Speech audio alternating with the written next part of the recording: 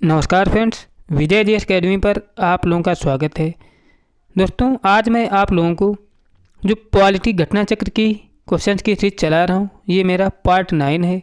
इसके पहले मैंने पार्ट 8 अपलोड कर दिए हैं। अगर आपने नहीं देखे हैं तो जाके देख सकते हो। इसमें जो होता है दोस्तों, प्रीवियस एग्जाम के क्वेश्चन दिए होते हैं और साथ में उनका डिटेल भी दिया होता है। तो देरी ना करते हुए शुरू करते हैं। पहला क्वेश्चन दिया है कि भारत के उपराष्ट्रपति का चुनाव किया जाता है, किसके द्वारा किया जाता है? दोस्तों, ये किया जाता है संसद के सदस्यों के द्वारा। इसका डिटेल देखते हैं।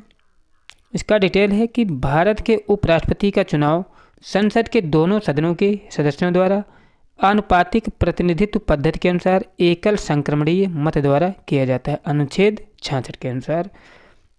और अगला क्वेश्चन है कि भारत के राष्ट्रपति पर महाभियोग चलाया जा सकता है। कहाँ चलाया जा सकता है दोस्तों? संसद द्वारा चलाया जा सकता है और ये किसी भी सदन में पहले लाया जा सकता है। अब देखते हैं कि जो अनुच्छेद 61 में है, संसद द्वारा राष्ट्रपति पर महाभियोग का प्रस्ताव लाया जा सकता है। ऐसा प्रस्ताव लाने से पूर्व 14 दिनों की नोटिस देना आवश्यक होता है राष्ट्रपति को। इसके अतिरिक्त महाभियोग के संकल्प को संसद के कम से कम 1/4 सदस्यों द्वारा हस्ताक्षर सहित प्रस्तावित होना चाहिए। अब देखते हैं दोस्तों, संसद से संबंधित महत्वपूर्ण प्रश्न दिया है कि भारत में सरकार की संसदीय प्रणाली कहाँ से ग्रहण की गई है। कहाँ से ग्रहण की गई दोस्तों? ये ब्रिटिश संविधान से ग्रहण की गई है संसद की संसदीय प्रणाली। इसका डिटेल है कि भारत में सरकार की संसदीय प्रणाली ब्रिटिश संविधान में अभिप्रेत है, जिसमें प्रधानमंत्री देश का वास्तविक कार्यपालक होता है, जो संसद लोकसभा के प्रति जिम्मेदार होता है। और अगला क्वेश्चन है कि संसद के 2 सत्रों के बीच निम्नलिखित में से अधिक कितने समय का अंतराल दिया जा सकता है? कितना? 6 मास का समय दिया जा सकता है संसद के 2 सत्रों के बीच। और अगला क्वेश्चन है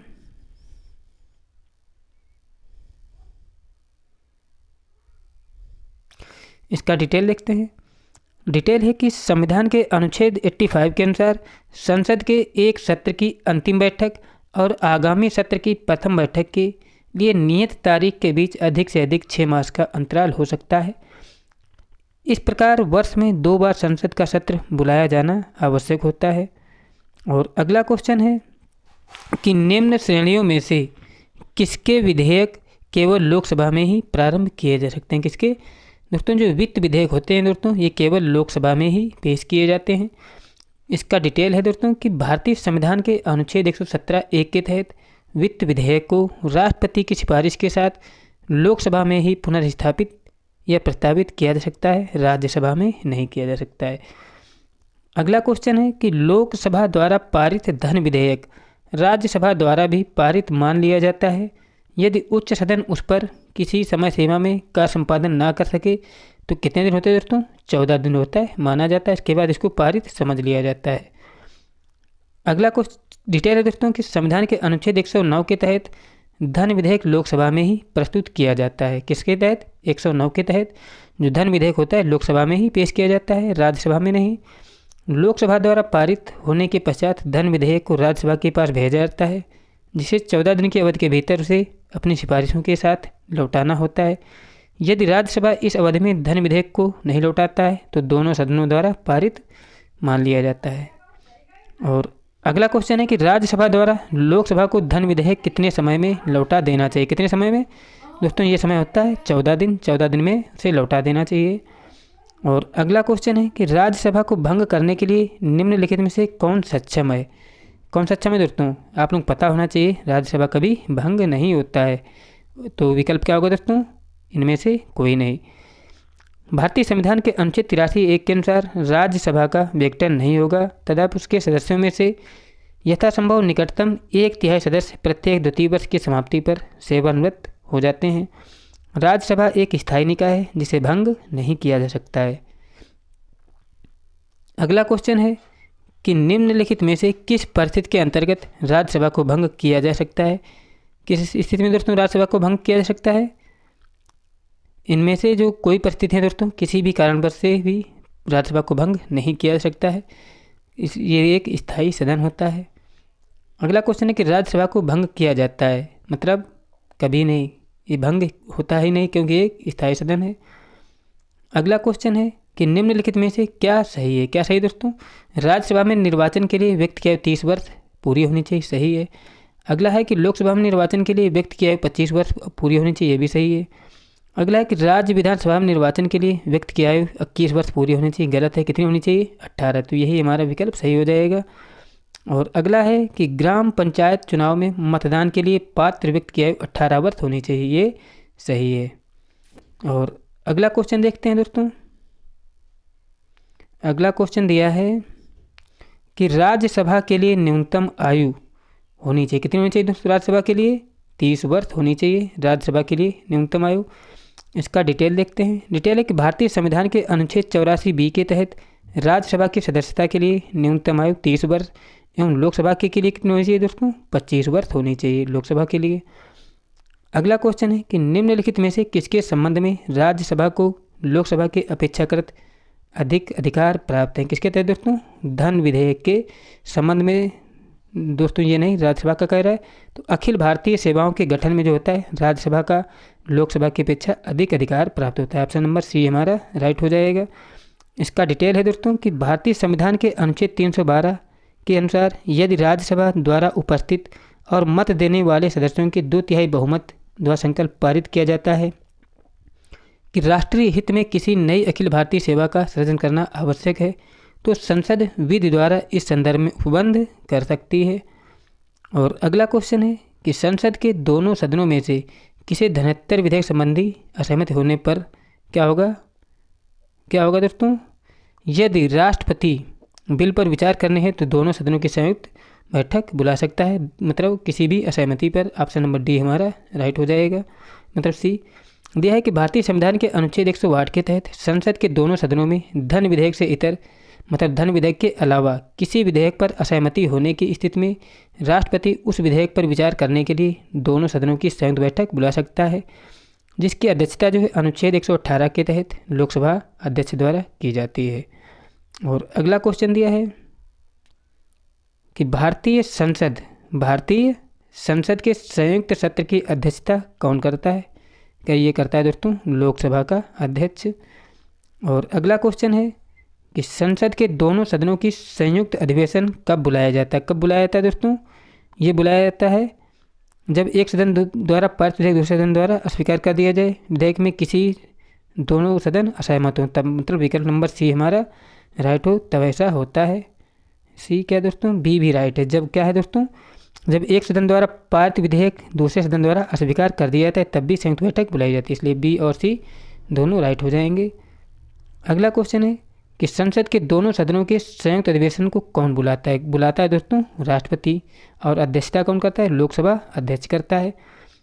अगला क्वेश्चन है कि भारत के नियंत्रक और महालेखा परीक्षक की रिपोर्ट की समीक्षा करने वाली संसदीय समिति है, कौन है दोस्तों? ये होती है लोक लेखा समिति। इसका डिटेल है दोस्तों कि भारत के नियंत्रक और महालेखा परीक्षक की रिपोर्ट की समीक्षा लोक लेखा समिति द्वारा की जाती है। यह समिति जांच करने वाले विषयों का चयन संघ के लेखाओं से संबंधित भारत के नियंत्रक और महालेखा परीक्षक की रिपोर्टों से करती है, जिन्हें संसद के प्रत्येक सदन में रखा जाता है। और आगे क्वेश्चन देख लेते हैं। तो अगला क्वेश्चन दिया है हमारा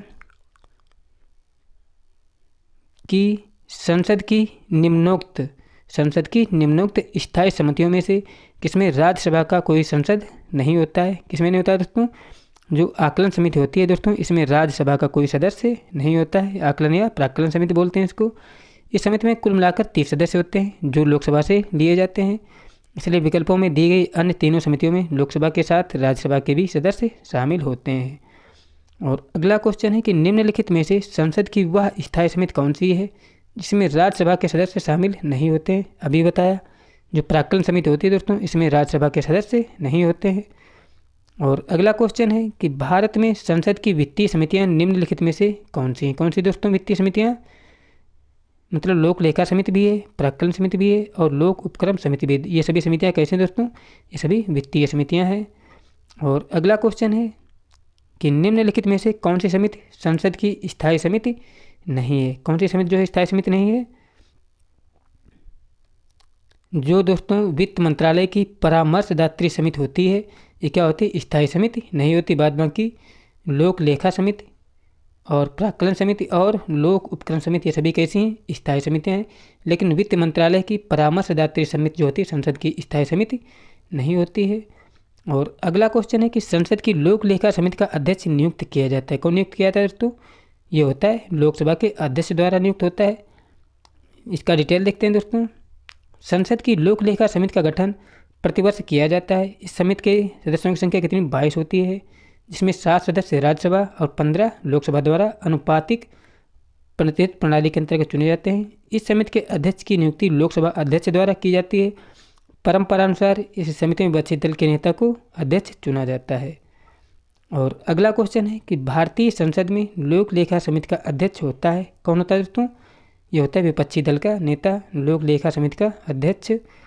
और अगला क्वेश्चन है कि संसद के दोनों सदनों को कितने दिनों के अंदर युद्ध अथवा बाहरी आक्रमण के कारण उत्पन्न आपातकालीन स्थिति की घोषणा करने की मंजूरी देनी चाहिए? कितने? 1 महीने के अंदर संसद के दोनों सदनों को देनी चाहिए। इसका डिटेल देखते हैं। डिटेल है कि संसद के संविधान के अनुच्छेद 352(4) के अनुसार संसद के दोनों सदनों द्वारा 1 माह के भीतर युद्ध अथवा बाहरी आक्रमण के कारण उत्पन्न आपातकालीन स्थिति की घोषणा की मंजूरी आवश्यक होती है, अन्यथा परिवर्तन में नहीं रहेगा। और अगला भी क्वेश्चन देख लेते हैं दोस्तों। अगला है कि क्या क्वेश्चन दोस्तों कि लोकसभा के अध्यक्ष को क्या दोस्तों? लोकसभा के अध्यक्ष को क्या होता है? केवल टाई पड़ने पर मत देने का अधिकार। जैसे कोई भी हो विधेयक, उसमें अगर दोनों पक्षों में क्या है? मत बराबर है, तो उस स्थिति में लोकसभा अध्यक्ष अपना मत दे सकता है। लोकसभा अध्यक्ष का सामान्य परिस्थिति में मत नहीं देता है, परंतु अनुच्छेद 100 के तहत किसी संकल्प पर सत्ता पक्ष एवं विपक्ष के मत बराबर होने की स्थिति में उसे मत देने का अधिकार है। साथ ही अनुच्छेद 96(2) के अनुसार यदि उसे पद से हटाने के संकल्प पर लोकसभा मतदान होता है तो वह प्रथमतः मत देने का अधिकारी है, परंतु इस स्थिति में मत बराबर होने की दशा में वह मत देने का अधिकार नहीं है। अगला है कि राज्यसभा के सदस्यों का सेवाकाल कितना होता है? वेरी इजी है, 6 वर्ष होता है राज्यसभा के सदस्यों का कार्यकाल। अगला है कि राज्यसभा के सदस्यों का चुनाव कितनी अवधि के लिए किया जाता है? कितनी अवधि के लिए किया जाता है? अभी बताया, 6 वर्ष के लिए किया जाता है राज्यसभा के सदस्यों का चयन। अगला है कि राज्यसभा एक स्थायी सदन होने के कारण क्या होता है? इसके 1/3 सदस्य प्रति 2 वर्ष पर सेवानिवृत्त हो जाते हैं। दोस्तों, मेरे द्वारा कराए गए क्वेश्चन यदि आपको अच्छे लगे हों और सीरीज ये आपको अच्छी लग रही है तो प्लीज़ चैनल से जुड़ जाइए, और वीडियो अच्छा लगा तो लाइक करें और शेयर करें। मिलते हैं नेक्स्ट वीडियो में। जय हिंद, जय भारत।